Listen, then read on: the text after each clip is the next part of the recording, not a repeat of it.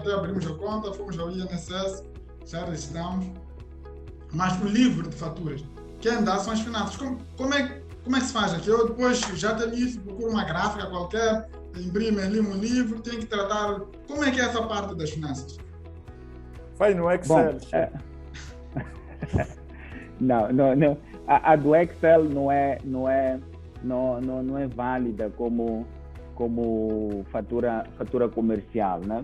O sistema de faturação pode ser o tradicional, manual, através de livro de fatura, né? Livro físico de fatura, que é impresso e vendido por gráficas autorizadas, né? Estas gráficas exigem a apresentação destes documentos que fizemos menção, né? Mas aí também há de existir, por exemplo, a declaração de início de atividades, que é também feita nas finanças, né? Não tínhamos falado deste passo, talvez é o último passo de todos, que é declarar o início de atividades ao nível da autoridade tributária. Alguém poderia dizer, mas olha, eu já tenho registro, já tenho licença, ainda o Estado, afinal, já sabe que eu existo, ainda está a exigir que eu declaro o início de atividades. Faz sentido que o Estado exija esta declaração. Por quê?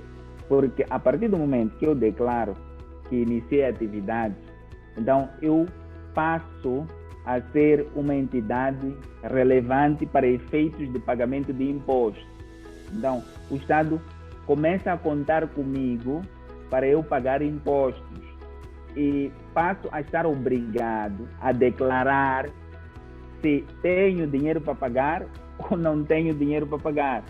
E se eu não cumpro com essas obrigações, né, fico devedor ou fico incumpridor daquelas obrigações que estão relacionadas com o pagamento de impostos.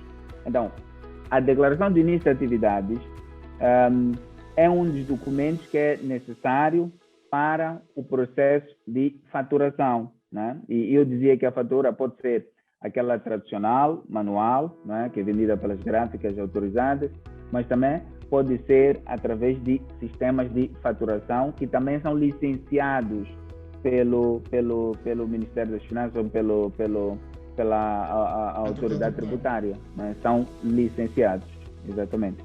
Okay. Agora, Dimitri, vamos fazer aqui uns 5 minutos de pergunta e resposta relâmpago, porque temos muitas perguntas aqui no Facebook, em que 90% das perguntas são do Nápola Alberto. Parece que o homem não quer pagar pelos seus serviços, está a aproveitar-se deste momento para colocar todas as questões.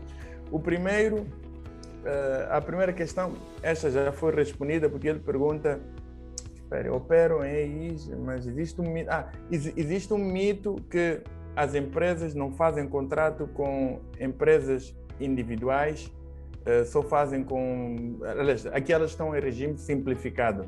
Isso é verdade? Existe um impedimento em termos legais para as empresas não fazerem contrato com alguém que está no regime simplificado, ou é uma opção das empresas? Não existe nenhum impedimento legal. Tem sido uma opção das empresas. É como dizia no início, o informal, não é? A este nível de ser contratado por uma empresa é problemático, porque não tem documentos oficiais, não é? Entre a empresa em nome individual, em que geralmente a empresa, ou em alguns casos, não vou generalizar, em alguns casos a empresa está no bolso da própria pessoa, e ter uma sociedade comercial é hábito das empresas contratar uma sociedade comercial, mas nada impede que pelos serviços reconhecidos que são prestados por este empresário em nome individual, o mesmo seja contratado, não há nenhum impedimento nisso. Ok. Tem aqui uma outra questão vou juntar do Mauro Patrício e mais uma vez do Nápola Alberto. Resumindo, eles querem saber se eles exercem uma atividade, é a prestação de serviços, a partir de casa. Podem usar a sua casa como o endereço do escritório, porque, Dimitri, falaste em vistoria, não é? Há uma fase ali que é preciso vistoria. Então, podemos usar o nosso endereço de casa como sendo o endereço da empresa? Bom, depende, como dizia, depende da atividade, né? E depende das condições que criou em sua casa, né, para realizar a atividade. Vamos esmiuçar isto. O Domingos pode ter um terreno, não é?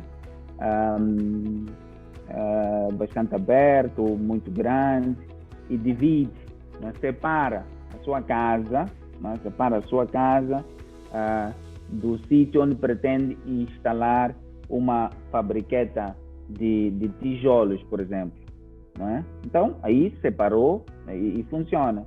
Agora, outra coisa é o Domingos querer instalar a máquina de fazer tijolos na sua varanda, em sua casa, não é? Então, não poderá funcionar, porque ao fazer essa vistoria, o que se pretende é assegurar que o sítio onde vai desenvolver a atividade é adequado para o efeito que pretende. Não só porque o Estado está, entre aspas, a se meter no teu business, na tua privacidade e tudo mais, mas o Estado está a cautelar a segurança das pessoas que vivem consigo, não é? E tudo mais. Mas nada impede que o negócio funcione em casa, mas depende do tipo de tipo de negócio. Não é preciso que, para cada tipo de negócio, haja um sítio adequado. Por exemplo, geralmente as atividades de prestação de serviços, né? De prestação de serviços, geralmente, digo, serviços intelectuais, de tradutor, né? De coach de finanças, essas atividades podem ser prestadas em casa, nada impede que assim seja, mas há outras atividades, como aquela de produção de tijolos, tem que ser em sítio adequado, né? Então, é essa a questão. Demétrio, temos aqui mais uma do Facebook, a Sacossa, a tentar pregar-lhe uma rasteira. Ela quer saber se, neste novo normal, que agora é tudo online, eu posso prestar serviços aqui onde eu estou. É preciso mesmo haver uma vistoria na minha casa, visto que o meu local de trabalho, só preciso de um por um e um laptop. Só preciso de um por um, mais nada, e um laptop. Sim, são as tais atividades de prestação de serviços intelectuais que eu posso fazer em qualquer sítio que esteja. Eles geralmente não exigem vistoria, eles não fazem vistoria, mas exigem licenciamento.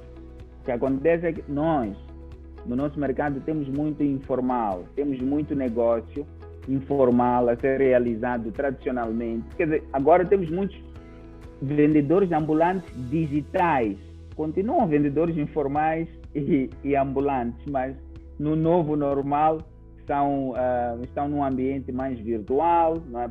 Dá a percepção de serem formais, mas ainda não são formais, muitos não são licenciados, não é? Mas pode-se realizar a atividade, para este tipo de atividade em qualquer sítio. Boa. Domingos, tens mais uma questão ou posso fazer a questão do Neto? Não, pode, espera aí. Neto, eu tenho uma questão, mas antes queria só fazer aqui uma espécie de um wrap-up daquilo que eu percebi do processo de criação. Okay? Tem a questão do nome, que começa, vou para o baú. O baú consegue me dar quase tudo, até a questão do alvará. Obviamente, do baú, terei que tratar a questão da publicação no Boletim da República, que é para a empresa ser conhecida, né? Publicamente, vamos assim dizer. E depois daí, começa o filme do Ministério das Finanças, né? Ou das Finanças. Tem que tratar o MIT, né? Depois começa a questão laboral, a questão que tem a ver já com o trabalho em si, que é do início da atividade do Ministério do Trabalho, e trato a questão do registro do INSS, né? De existir ou não com o INSS como contribuinte. Depois volto às finanças para início de atividade propriamente dito, né? Então o processo tem baú, tem publicação no BR, tem a questão das finanças, tem o Ministério do Trabalho e tem o INSS. Depois volto às finanças. Uma das questões que é muito comum, e eu não percebo muito bem, é quando eu inicio nas finanças, quando eu faço o início da atividade, existem vários regimes fiscais que eu posso aderir. Posso ir para o regime simplificado, posso ir para uma empresa de contabilidade organizada, posso ir para outras opções. Primeiro, para um empreendedor que está a começar, quais são as opções possíveis e quais são os prós e os contras de cada uma das opções. Okay? Quais são os prós e os contras, quais são as opções e quais são os prós que existem tanto para uma como para outra opção. Bom, Hélio, quando esta questão me é colocada, eu costumo dizer, olha, é melhor já nessa altura pensar em contactar um outro tipo de profissional, que são os contabilistas, que entendem muito bem esta questão dos regimes fiscais. O que eu sei, e se calhar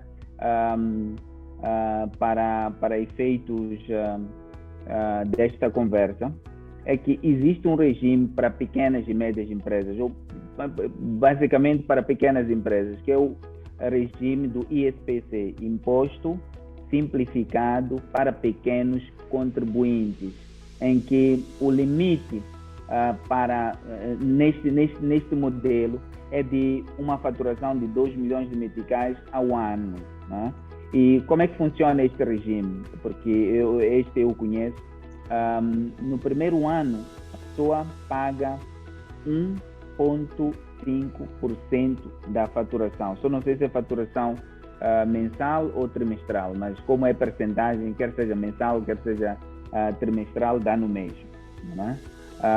E nos anos subsequentes paga-se 3% da faturação. Parece-me um regime mais adequado para pequenas empresas, pequenas ou médias empresas com uma faturação até 2 milhões de meticais. Mas sei que existem outros regimes, existe o regime simplificado do IVA, o regime de contabilidade organizada, mas estou a especular. Esta questão terá que ser para o nosso próximo convidado aqui no Growth, que não sei se será ou não um contabilista, mas acho que vale a pena chamar essa pessoa porque faz parte do processo de organização da empresa.